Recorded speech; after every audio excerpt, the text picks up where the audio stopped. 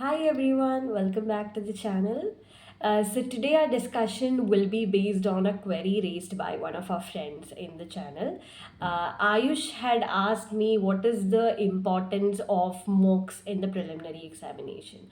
Now I thought it's a very important topic to discuss because you have a lot of suggestions, you have a lot of opinions, you listen to a lot of things, and to choose what is right here can be very difficult for you. So, someone's experience is really going to help you to get a clarity as to which path you should be taking with respect to approaching mocks and prelims examination.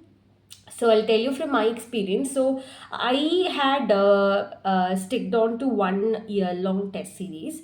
So I was using that test series process to align myself, give myself a timetable to study as well and prepare accordingly. So it was divided into different sections, different portions, and I had test weekly or once in 10 or 12 days based on the topics that I study. So that was what I followed. So this is the recommendation for you as well. You need to have a clarity on the previous year questions plus one coaching institute based test series. It can be maximum two from coaching institutes, one or two, but then the rest has to be given to your previous year questions, because that is where you get the real idea as to how UPSC is asking question, what is the UPSC kind of language, etc. So definitely give importance to previous year questions. And for you to reduce the fear of attending the preliminary examination, for you to understand how to write in a simulated environment of examination, that is where the mock test that the coaching institutes provide is going to really help you. So personally I feel that Vision IAS has aligned their questions and the questioning format and even the appearance of the question paper very similar to how UPSC has aligned. So I haven't found any other coaching institute which has a very close resemblance of the UPSC kind of language, as well as a variety of questions in the appearance, just the appearance of how the question paper is printed and aligned and simulated. It's very much good for Vision IA. So I definitely recommend one for their. Otherwise, also you can have a coaching institute.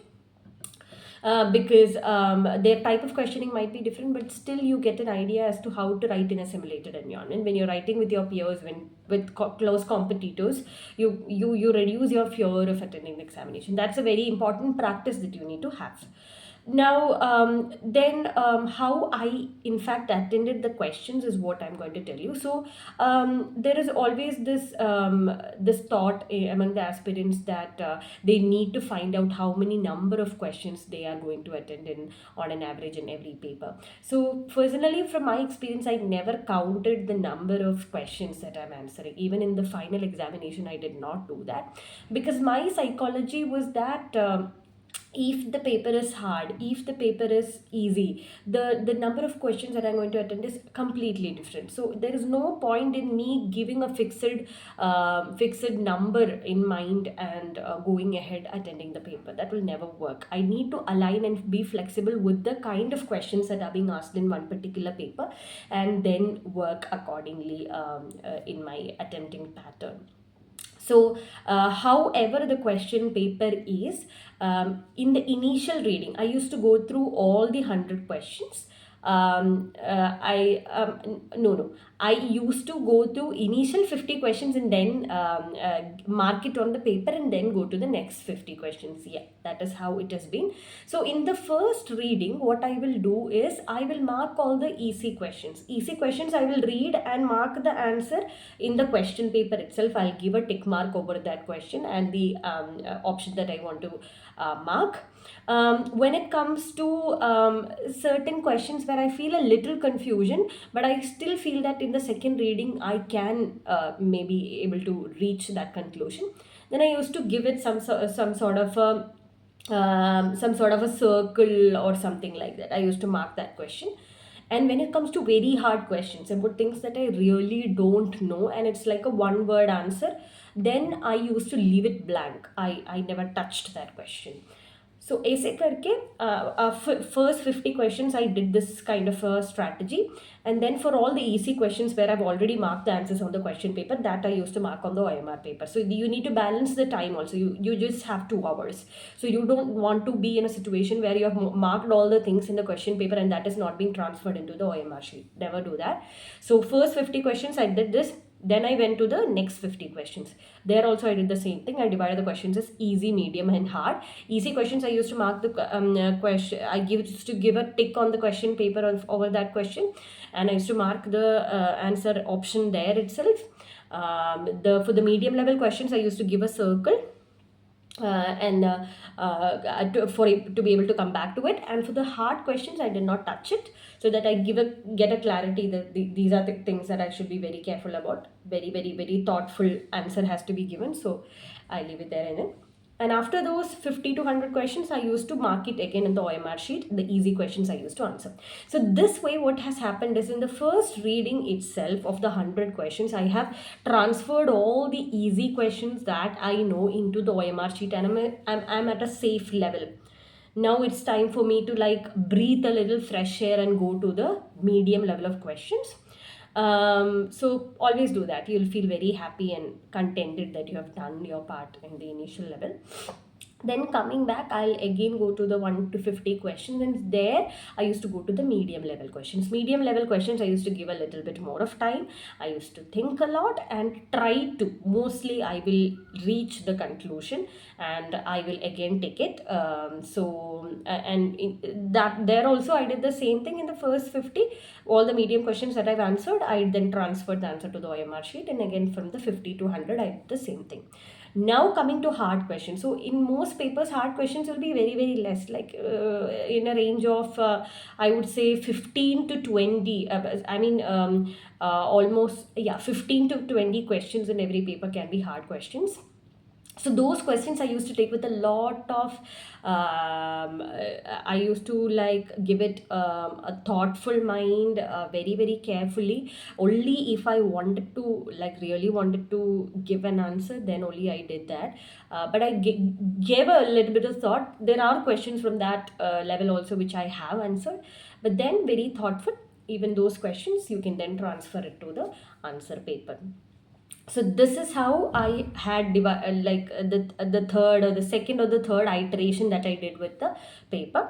So it's not in one go that I answered everything. Like it's a second, third, and the multiple iterations that I did, so that for the difficult questions, I gave a little bit of thought. For the medium level questions, I am able to get to a conclusion rightfully, not in a hurry.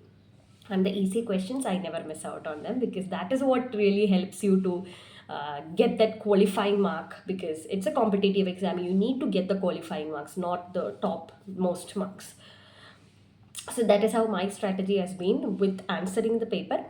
And then when you get the mock results, and you get the mock answer, you get the mock model answer papers also, where you have a detailed answer key. So there what I used to do is that I used to really go through all the wrong answers that I've made, and I look at the answer key. And from there I used to see that there are few areas, there are few points from the answer key which I can add to my notes, or I can maybe add to my reference textbook itself. For example, in history, if it is spectrum that I'm referring to study for the examination, I just go back to spectrum and see that if this point was not there in spectrum, that I missed it out. Maybe if it is something which I did not notice, I will again mark it in spectrum itself, so that when I revise, I can revise it from spectrum itself.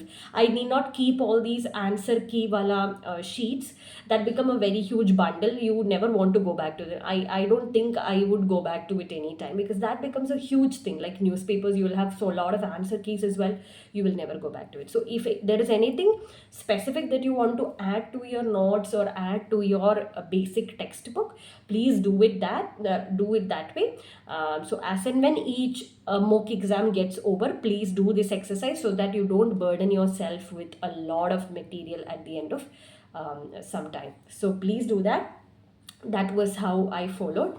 And then the best time to solve mocks, That is a question that I should ask. So I don't think there is a best time. So I would always recommend you to start early, because there is nothing like practice. So you might score very, very less. Don't be demotivated. Everybody scores very, very less. So in the final examination also, I was not a person who was scoring always 120 plus and 150 plus. I never did that in none of the examinations. But I was always making sure that all the easy questions and the medium questions get answered, so that I am qualifying the examination. I'm not topping the preliminary examination for that matter. That's not necessary also.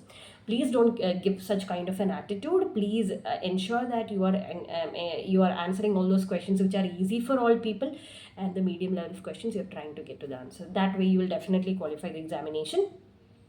And what I told you about practice is very important, because other than the previous year questions, what this practice is going to do to you is that even when the pattern is very different, even when the scenario is very different, even the questions are very, very hard, you still need to face the examination. You have no chance of leaving the examination hall saying that this is very different, this is not what I expected.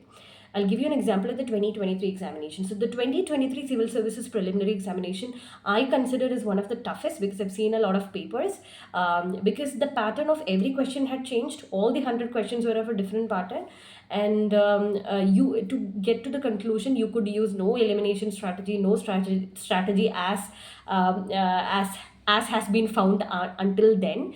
I don't think even now they have found out a solution where in such kind of question paper you can use a strategy to come to conclusion. You can never do that. So even in that worst case scenario, I did not lose my calm. I felt really, really confident, not because it is something I was prepared for. It was like I had the confidence of all the mock test, all the previous year questions that I had gone through.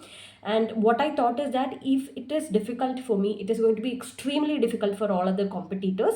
And since this being a competitive examination, your attitude of confidence is the thing that is going to make the only difference for you to qualify and for other people not to qualify. So Divya, keep calm, stay cool, be confident. If you are staying confident, that's a clear sign that you're going to qualify. So that came really, really true. I did not transfer the tension of my GS1 paper to my CSAT paper. I was again calm with the CSAT paper. That also helped me. CSAT was also one of the difficult exams of that year. But then the staying calm, staying cool really helps you, and your practice test will definitely help you, because your experience, what comes from experience, nobody can steal away from you.